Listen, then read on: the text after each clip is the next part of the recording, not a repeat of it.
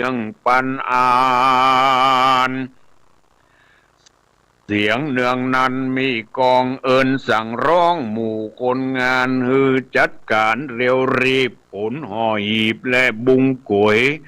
เตรียมติดตัวกูอย่างสินค้าต่างๆนานาขนของลงนาวาลำใหญ่สะเปาของสินค้าใส่ในเรือก็มีอาเลนนา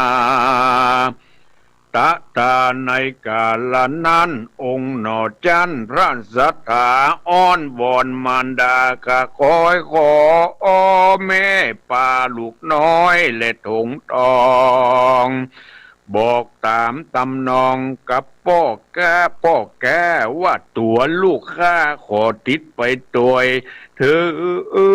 งผลทางไกลไปลำบากก็บอกกึดยากฉันได้ถึงไกลใกล้ขีดขามปีนยันกว้างตาน้ำทะเลลมเป็นมรสุมขึ้นมีดัดดินต่างงูป่าปูป่าสัตว์นางูเหงือกลาสนเสือกวางสากรจะเคมังกรตัวสวกกาใจยับจ้าไล่กินคน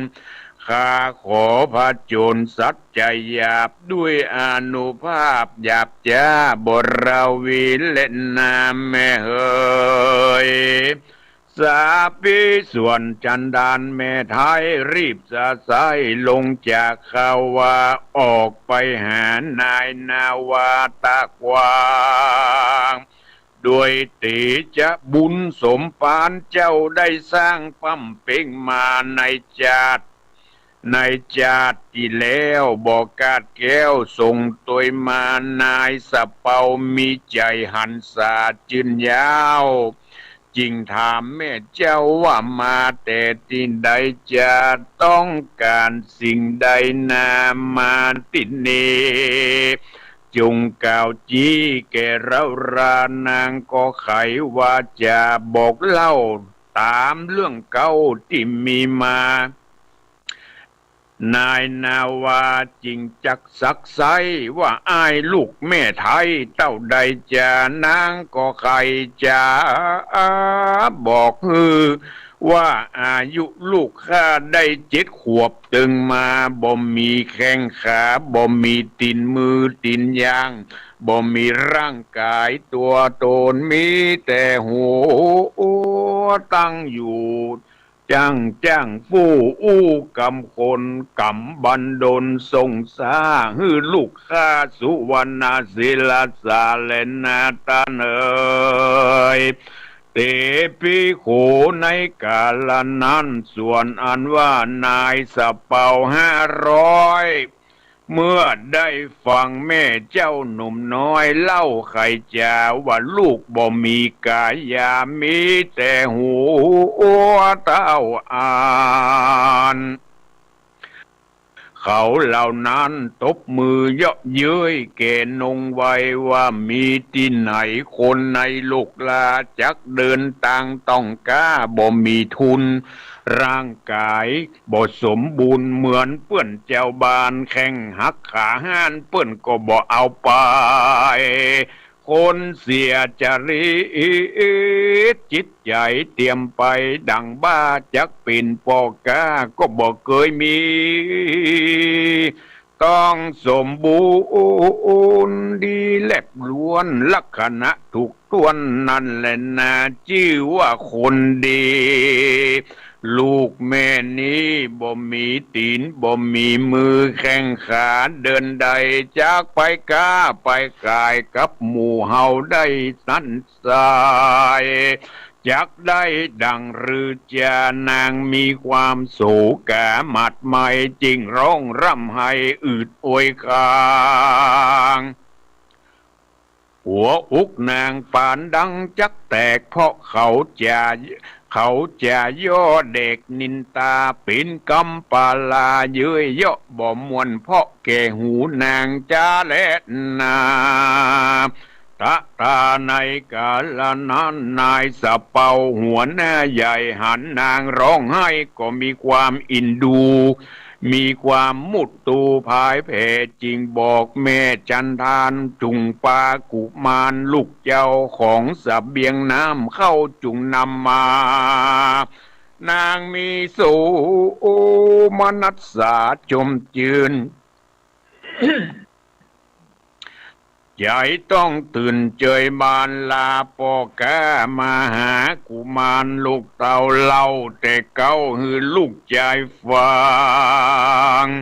เจ้าจริงได้มามังลำเลิศนามประเสริฐว่าสุวรรณศิลาสานางแม่ก็มาตุกแต่งดาถงวายพร้อมเข้าหนุ่มใส่ในแกนยายและยาคูตั้งเข้าศัตรูผสมโดยน้ำพึ่งน้ำอ้อยหวานจืนจ้อยแม่ดาตาม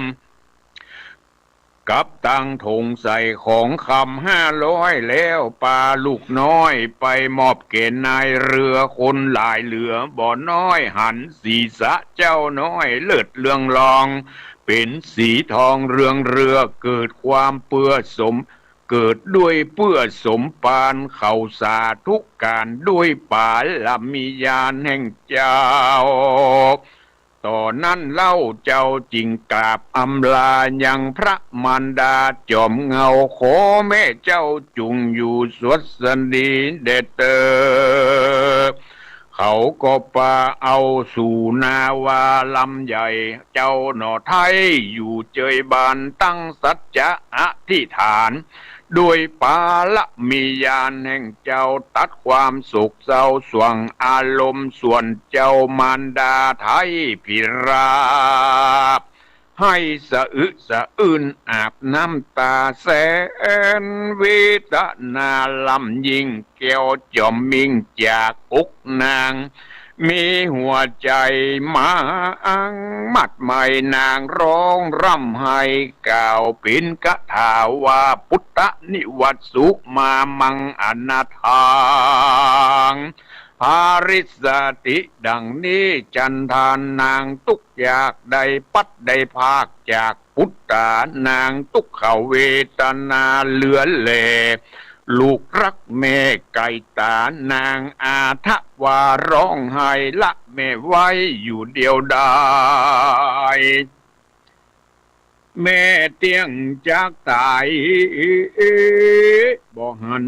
เจ้ากลับมาตุกรวมกลับมาเตะลูกเต้าหนอเจียงจินแม่จักอยู่กินดังหรือได้กลางคืนวอนนิสัยแม่เคยกล่อมรับนอนจมลูกรักแม่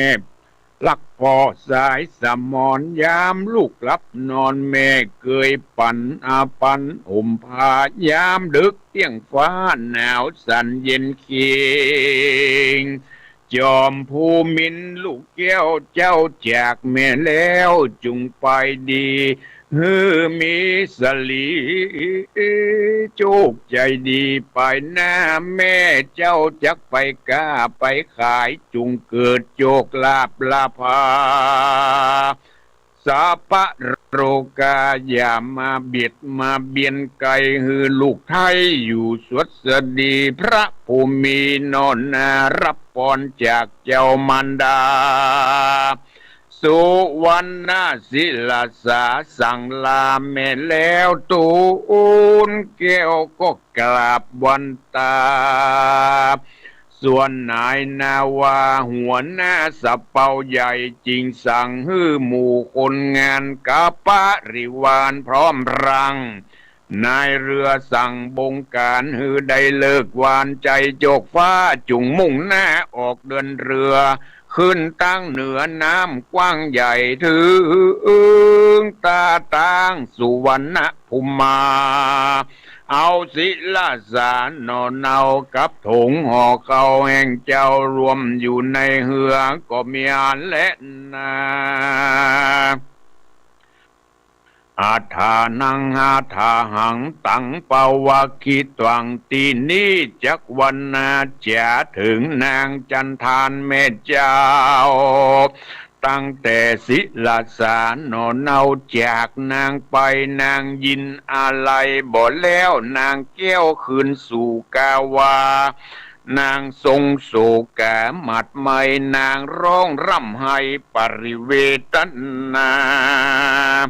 จิงกล่าวปินกถาว่านัตถาพุทธาอิเตมาติปุริสาอุยโนตุกกูอย่างนี้นอตุกกูนางนี้น้อยบทใจน้อยตุกขาคอยอยู่เองเดียวอกเป็นเปียวร้อนพระเผาจักตายดินดะดาวเตะทำลายความชิบหายมาถูกต้องปีนเจือกองจองกอนางบ่มีเบาบางแห่งเหือดหัวอกแม่เดือดดังปานไฟโอ้ยนอสายใจแม่ลูกแก้วแม่จักตายแล้วโอ้อย่างทารุณจักมีไผ่มากำจูอุดหนุนช่วยข้าเหมือนดังฟ้าหนีบแต่งสวงเหมือนภูเขาหลวงสินเนรุราชเขาเต็งกะเขาเข้าเต็งอกข้าเล่าแทบบรรลัยจากมีภัยที่ไหนมาช่วยเอาออกได้ชันดานแม่ไทยเสียงเมื่อมอนยามกลางคืนวอนแม่จักหลับจักนอนดังลือใดแม่เคยจูบลมปะควันลูกไทยว่าขวัญเจ้าจุงมาเจ้าเคยเจียนจ้ากับมารดาเจ้าโจรดึกดื่นแล้วจริงหลับจริงนอนไปโอ้ยนอมันเป็นกรรมเป็นเวรมาถูกต้องแล้วร่วมต้องได้ปัดได้ภาคจากมารดานางมีความโศกโศกเศร้าจนดึกดึงเล่าจริงลับนอนไปก็ไม่อะไรนาสัตตเมติวาเสเมื่อนายสะเปาออกจากตาน้ำกว้างเดินเรือตามตาตั้งสากงกาได้จิตติว่าล่วงแล้วถึงเกาะแก้วหาดทรายงามอันมีนามว่าลูกเตาวีบเขาเล่งรีบจอดแนวว่าสุวรรณศิลาสารนอแก้วเจ้าหันแล้วซึ่งเกาะทรายเจ้ามีใจหมายแม่นมันใครอยู่ที่นั่นปั๊มเป่งทามนาบุญนำรุ่งโรจน์จักได้สร้างประโยชน์แก่มารดาเจ้าจริงจากกับนายนาวาผู้ใหญ่ว่าข้าใครอยู่เกาะที่นี้พ่อจักไปก้าไปขายต่างนาลูกจะอยู่เกาะที่นี่ถ้าคืนมาขอพ่อจุงป่าข้าคอยข้าน้อยจักอยู่ที่นี่เดียวดายไว้เพื่อพืชพืชนาส่วนนายนาวาบอกเกตเจ้าปอนี่เล่าเป็นพาณิโจสะเปาโตลายใหญ่กว้างจากไปถึงตาตั้งสุวรรณภูมิเป็นที่จุมนุมในเขตหลายประเทศค้าขายคนหลวงหลายในกาดเขานั่งตลาดขายของมีเงินมีทองใช้จ่ายปอกาได้กำให้งามเจ้าติดตามพ่อมาแต่บ้านแม่เจ้านั้นฝากเฮามาเจ้าจักอยู่เอกาที่นี้ข้าพ่อนี้บ่หันกวนเจ้าจักทำสวนทำให้เต้าแต่งใส่ดินทรายเจ้าบ่มีกายแข้งขาตินมือพร้อมตัวมีแต่ศีรษะล้วนจักทำอันใดดังลือจากทุกขเวทนาตากแดดลมฮ้อนไม่พอหาเงาร่มไม้ก็บ่มีเลย เมื่อจักเสวยเข้าน้ำจักมีไผเล่ายืนปันนายปีนหาดทรายมีบ่มีตูบบ่มีตั้งเจ้าจะนอนผ่อนยังที่ไหนนั้นจ้านอภาสัทธาบอกพ่อกาขออนุญาตเจ้าอยู่เกาะทรายเดินถึงเป็นตายข้าก็ขออยู่ที่นี่เจ้าบอกจีหมู่นายเหือเขาบ่จังเกินเหลือห้ามได้ตามแต่ใจนอไทยจีตจำนงเขาช่วยกันเอาลงและศีรษะเจ้าตั้งชื่อตั้งแต่เต้าหลายอย่างหลายพันเขาก็เล็งจากกันที่ดอยอินดูหมอนนอนน้อยเจ้าจักอยู่คนเดียวบ่มีไปมาเกี่ยวหยอกเล่นเจ้าบ่ตื่นเต้นบ่ลีอยู่คนเดียวหมู่คนเรือตั้งหลายมวลมากลำพันแล้วหากอวยปอนจอมผู้ตอนศิลาสานอนนาวอยู่เตียงเต้าตีคาสะปะโลกาอย่ามาไกลนอไทยเมียโยยิ่งยืนนานพระผู้บานเจืองเจ้าจริงลมเล่าด้วยธรรมเทศนาอันว่ามนุษย์เกิดมาในโลกบางทีก็ทุกข์ก็โศกลางเตือก็ใจดีบ่เป็นสัตว์ลีเตียงมา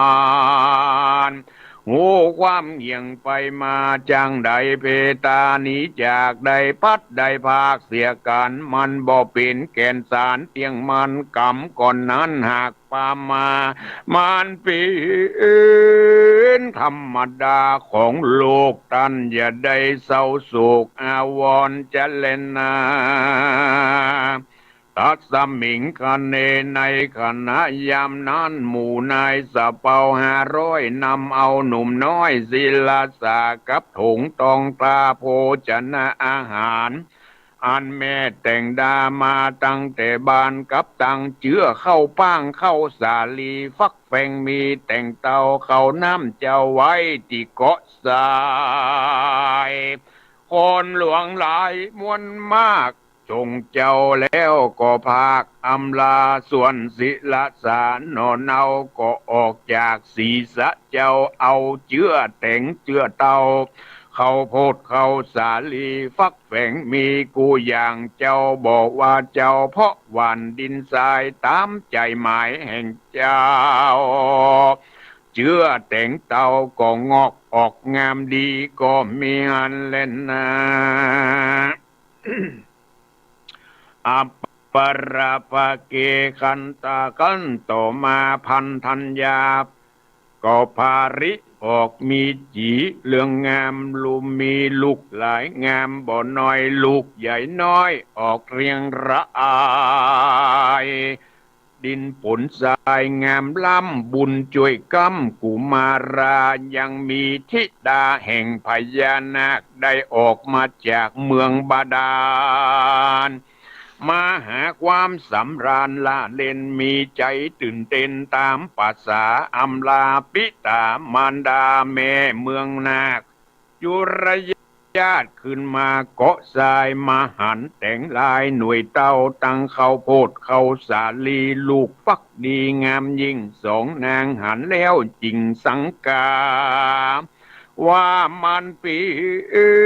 นไอ้ที่ในจะมาผูกไว้ก่อนนี้ใส่บ่มีเกาะทรายเขาดินกายเขาไกลหักเด็ดหน่วยไม้สับปะนาตามภาษานางนาคทุกเครือลากทำลายเต้าแต่งลายเขื่อนกิ่งหักกว้างทิ้งยำบนดินทรายสองนางหักกว้างมีตังเข้าป้างเข้าสาลีกำลังออกปีเป็นดอกเขาย่ำซอกทำลายจอมองค์ใจหันนางบาดาลเจ้าก็ออกจากศิลาสาจิงมาถามยังนางธิดานางนาคสู่เจ้าใจอำนาจสั่งใดจะทำความตามใจสู่เจ้าหักแต่งเต้ามากมวลมี ตั้งเข้าสาลีเข้าโพดทำประโยชน์เพื่ออันใดทำตามใจบอกคิดบอกหูไผจักสอบสู้ยินดีเขาของเปิ้นมีอยู่เฝ้าทุกคำเจ้าอยู่ผู้ส่วนครัวสองนางตกใหญ่กว่าข้าค่อยว่าสองข้าน้อยลูกนากาข้าขอ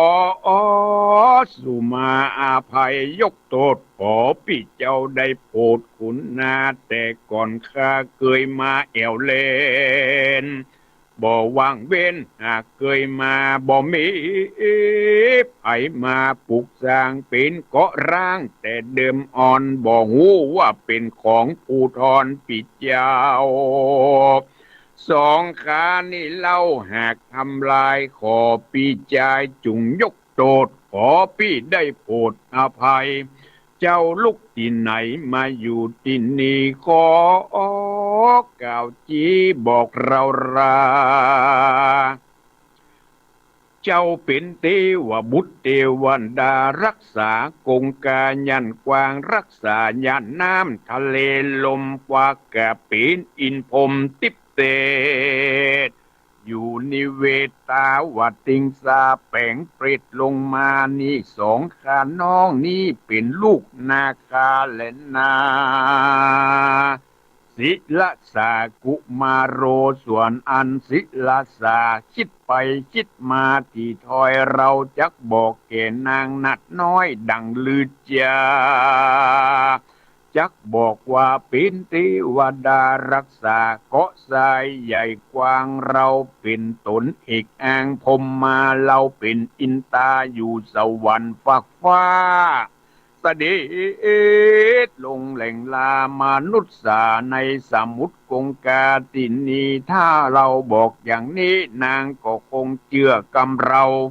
หากเป็นกรรมจุหลอกเขาบ่สัตว์บ่ซื่อบ่ได้นามชื่อว่าคนดีเราจักบอกตามกรรมมีดีเลิศเป็นกรรมอันผัสเสดตัวโลกาบอกกล่าวกรรมมุสาลวงหลอกเราจักบอกตามความจริงเราบอดใจพระยาอินตนอยู่ฟ้าเสด็จแหล่งล่าเมืองคนเฮาบอดใจเตบไปบนมีฤทธิ์มีเดชกับเป็ดแปลงโปรดลงมาเราก็เป็นมนุษย์สาต่ำไตนามแม่ไทยตั้งชื่ออานามแม่ชื่อว่าจันดานอยู่จันตะคามบ้านป่าได้สอดล่ามาได้ตายแล้วมาหันเกาะทรายน้ำกวางข้าจริงมาสร้างสวนเพราะใจตัวถือสันโดษจักทำประโยชน์โพดมันดาได้มาอาสาไหลอยู่เกาะที่นี่เกาะทรายที่นี่รื่นรมดีส่วนนาคีสองพี่น้องกูเป็นตดต้องบาปเวรกรรมที่นางได้กระทำกรรมหยาบหัวเวรปามาปะก้อยจริงขอโทษจิมเจ้าสองเจ้าจริงเราขออภัยขอเจ้าอย่ามีใจเกียจกรรมมีใจเกียจกล้าขอมาตูข้าหากเลี้ยวซามบ่ได้สอบถามฮือทวนทีบ่หูที่นักที่เบาเพราะใจตัวมัวเมาพมาดได้พังพลาดทำไปทำตามใจแต่สายเป็นคนบาปไปไร้ปัญญาบ่ได้พิจารณาที่ตวนเป็นบาปล้วนบอกควรทองคาจักเอาเงินเอาทองมาใจแทนขอพระที่ไหวจุงยินยอมพระบุญรอมนัดไทยจุงอนุญาตคือเกณฑ์นาคาสองนางอำลาปิกไปสู่เมืองนาคไปอุปถากพาปิตากาบวันตาเล่าเหตุเก้ากับพญานักเจ้าแหลมมันดา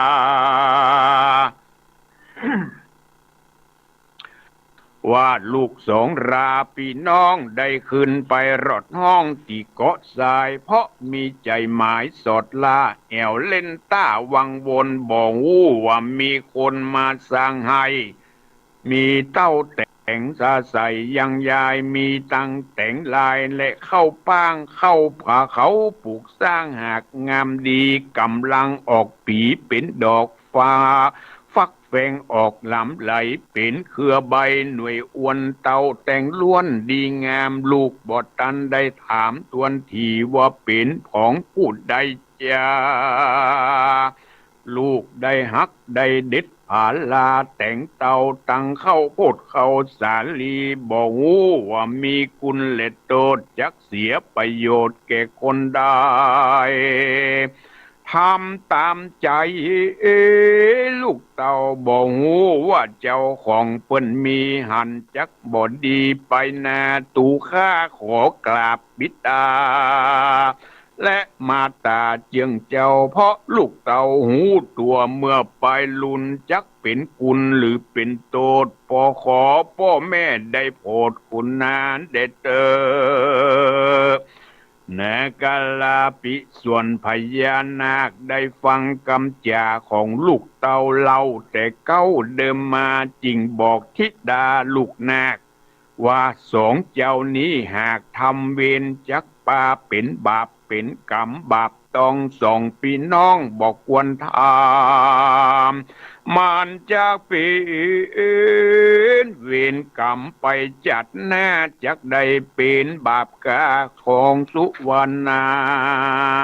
สิขาแก่ลูกเต่าเจ้าสองลูกเต่าจุงเอาเงินและคำ216 โกฏเอาไปล้างโตดภัยมารกับตังแก้วแหวน7 ประการไปแทนใจสู่จริงใดพ้นจากกรรมเวรและนาติปิกาเอตัวส่วนนางสองก็รีบเสาะไส้ตกแต่งได้ดาตำเอายังเงินยังคำ116 โกฏแล้วจุงแก้วลุ่งโรด7 ประการไปฮือเกศเจ้ากุมารแทนใจตามที่ได้กระทำมาสองนางจริงเจียนจากับศิลาสานอเนาว่าโขดว่าเจ้าลูกเต่าปิติใดมาจากรัฐาแห่งห้องผาเต็ดต้องถิ่นเมืองใดอยู่เมืองไก่หรือไก่มาคนเดียวปีไทยหรือมีคนตัวยมาศิลาสาบอกจิดาสองเจ้าหูเรื่องเก่าเดิมมาจริงกล่าวว่าข้ามาสร้างสวนที่นี่นางจุงเลือกเอาตามหน่วยไม้ที่กินได้หามสุกงามเหลืองอ้ำตามตำเจ้าฟักแฝงแต่งเตาเยื่องหลายพันปีจักปันฮือเกศเจ้าเตาแต่งเตาแรงลายเลือกเอาไปเตะนางส่วนสองธิดาหนุ่มน้อยจ้าตอบถอยกับศิลาสาว่าของนาแต่งเตาผาลาลูกเตานี่เต็มอยู่บนดินตูข้าบอกเคยกินเคยต้องเพราะตัวข้าน้องเป็นพญานาคอยู่ปืนพระสุธาต่ำไตน้ำชื่อได้บาดาลเคยกินอาหารอันวิเศษของติบติดนำนาขอกะลุนายกโตดเงินทอง200 โกฏและแก้ว7 ประการตูข้าขอสาธุการใจแทนสองข้านี้เล่าขอกราบอำลาก็มีโดยพระการดังกล่าวมานี่แหละนะนิติตังกิยาสังวันนาวิเศษ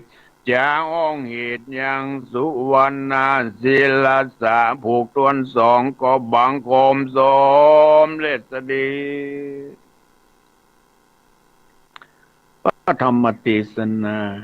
เรื่องศิลาสาสุวรรณศิลาสาผูกสองก็ได้จบลงไป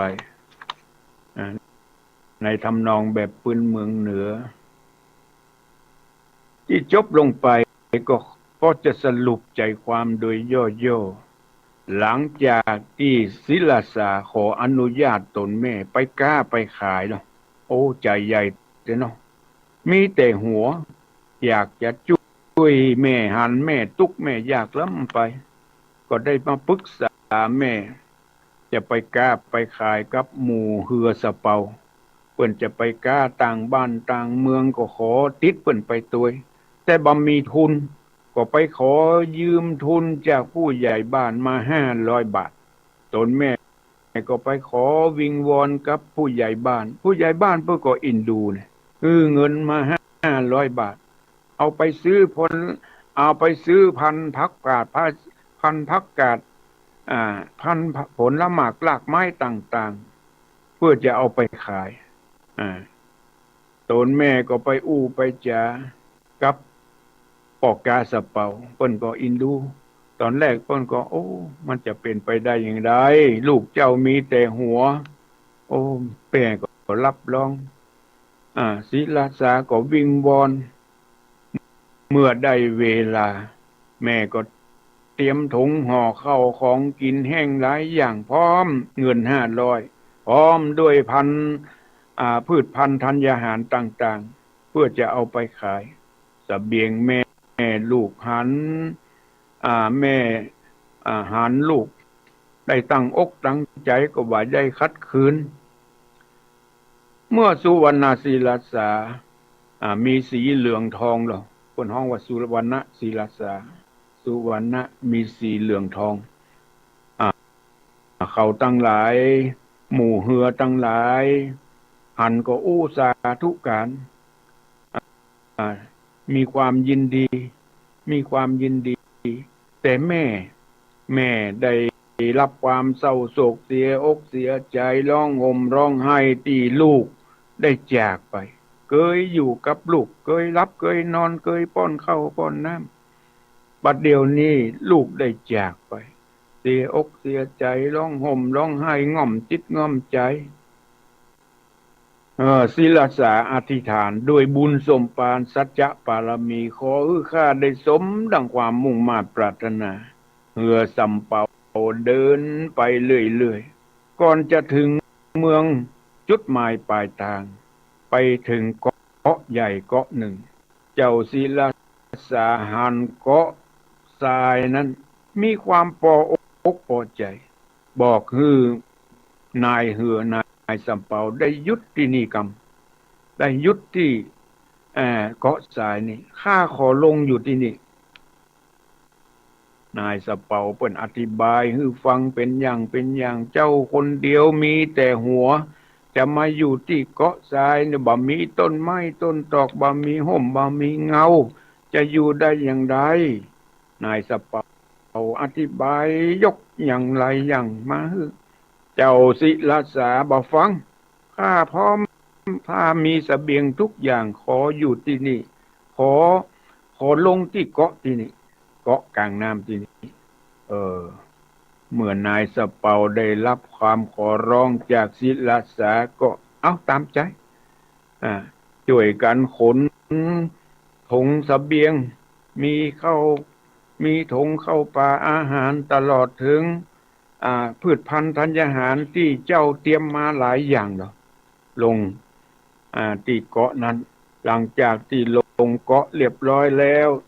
เจ้าก็ได้เอาข้าวสาลีบัดแตงบัดเต้าที่เตรียมมาหวานบนเกาะนั้นเป็นเกาะดินเกาะทรายผสมกันเหมาะสมที่จะพืชพันธุ์ธัญญาหารจะงอกเงยงอกงามดีโดยบุญสัจจะปารมีช่วยกำจูอุดหนุนเศร้าเจ้าศิลาสาพืชพันธุ์ธัญญาหารออกมาอย่างงดงามเหมือนบานนานออกหน่วยออกผลออกจ่อโดยผลไม้หลากไม้มีข้าวปังข้าวสาลีฟักแป้งแตงเต้าออกมาอย่างสมบูรณ์ที่นี้มีในขณะนั้นมีลูกของพญานาคลูกสาวของพญานาค2 ตัวออกมาเล่นตามปกติของเขาเหมือนจะออกมาเล่นเกาะทรายที่หันมาเล่นเป็นประจำไม่ได้เหมือนเขาออกมาตามของพญานาคมาเล่นมาหันใส่พืชพันธุ์ธัญญาหารบ่เคยหันหมู่ลูกสาวของพญานาคโอ้ ไปตื้นไปญาติไปด้วยความสนุกสนานด้วยความมันมือของลูกสาวของพญานาคทั้งสองคนจักเอาเข้าสาลีจักเอาเครือผลหมากหลากไม้ต่างๆเหล่านั้นไปทำลายเสียหายประตุกประเสียงพืชพันธุ์ธัญญาหารของเจ้าศิลาสาที่ปลูกไว้โอ้เจ้าศิลาสามาหันใส่ว่าสู่เจ้ามาเยอะอย่างอีกสู่เสามาเยอะอย่างอันนี้มันเป็นของข้าเนี่ยข้าหวังจะเอาไปค้าไปขายเอาไปเลี้ยงแม่ข้าเนี่ยเจ้ามาทำลายอย่างอีมดเนี่ยโอ้ของข้าเสียหายมดโอ้สองธิดาพญานาคเฮามาเล่นนี่ประจำบ่เคยหันไผนี่บ่เคยมาหันไผมาแปลงนี่นึกว่าบัดใจมีนึกว่าบ่มีเจ้าของโอ้ข้าขอโทษเน้อข้าขอโทษสนยกโทษคือข้าอาภัยคือเจ้าคือข้าด้วยเน้อเจ้าลูกที่ไหนมาถามกันไปถามกันมาเจ้าศิลาสาบ่ได้โกหกพกลมเพราะมีสัจจะปารมีเป็นธรรมได้บอกความจริงไปว่าข้าเนี่ยเป็นลูกแม่ชันดานอยู่เมืองปาราณสีปูนแม่ข้ามีความทุกข์ความยากข้าก็มาหาเพื่อจะได้มาหาเข้าของเงินทองเพื่อเอาไปเลี้ยงเลี้ยงแม่ของข้าโอ้สองนาคีมีความเสียอกเสียใจจะเป็นบาปเป็นกรรมข้าก็เอาไปเล่าฮื้อแก่เอาไปเล่าฮื้อแก่พ่อแม่ที่อยู่เมืองมาดานเอาไปเล่าว่าโอ้พ่อแม่เอ๋ยบัดเดี๋ยวเนี่ยข้าได้ทำกรรมทำเวรมันจะเป็นกรรมเป็นเวรสักหมอกใดสองพี่น้องไปเล่าความเสียหายไปทำความเสียหายที่บนเกาะทรายฮื้อแก่พ่อแม่ฟังพ่อแม่ก็บ่สบายใจหรอกบอกคือลูกทั้งสองสู่เจ้าเนี่ยทำบาปทำกรรมไว้นักเนอมันจะเป็นกรรมเป็นเวรติดไปถึงภพหน้าชาติหน้าเนอลูกเนอสู่ทำกรรมทำเวรไว้ฮื้อขอฮื้อสู่ทั้งหลายได้ต่างที่ดีนะฮื้อสู่ทั้งหลายต้องไปขอโทษเพิ่นเนี่ยไปขอโทษยังบ่พอเนอต้องเอาของไปใจไปแทนฮื้อเพิ่นนะฮื้อสู่เจ้าทั้งหลายเอาเงินเอาทองจำนวน10 ล้านโกฏ10 ล้านโกฏฮื้อสู่เจ้าทั้งหลายเอาแก้วแหม7 ประการไปฮื้อแก่เจ้าของสวนเนอลูกทั้งสองจำเป็นจะต้องเอาเงินเอาคำถึงตึงเป็นพร้อมว่าถึง10 ล้านโกฏและพร้อมด้วยแก้วแหม7 ประการเพื่อเอาไปใจไปแทนสู่ทั้งสองก็จักใจป้นโตดเนอเอาไปทดแทนที่ได้ทำลายครัวให้ครัวสวนของศิลาสาพอสตาญาติโยมทั้งหลายเจ้าศิลาสาก็คงจะได้ดิบได้ดีจากลูกของพญานาคพระธรรมเทศนาเรื่องเจ้าศิลาสาสุวรรณศิลาสาพวกตนสองก็จบลงเพียงแค่นี้จบลงเพียงแค่นี้ก็ติดตามรับฟังในโอกาสต่อไปขอขอบคุณอนุโมทนาที่เข้ามาชมทางเฟซทางไลน์แม่อำพรโลหะประนอมกันทวงศ์สาระผาแดงนงไวยสุทธพรหมพิงค์แม่หลวงสายฝนแม่หลวงสายฝนจันทร์คุณนะพ่อประเสริฐเยาวยำแม่สลินทิพย์บุญเลิศแม่จิรพันธ์โมโปแม่เดือนเพ็ญทิมวางต้องขอบคุณอนุโมทนาที่มาชมทางเฟซทางไลน์เวลาที่เหลือวันนี้แม่มาลีกัลยาแม่อำพรโลหะขอ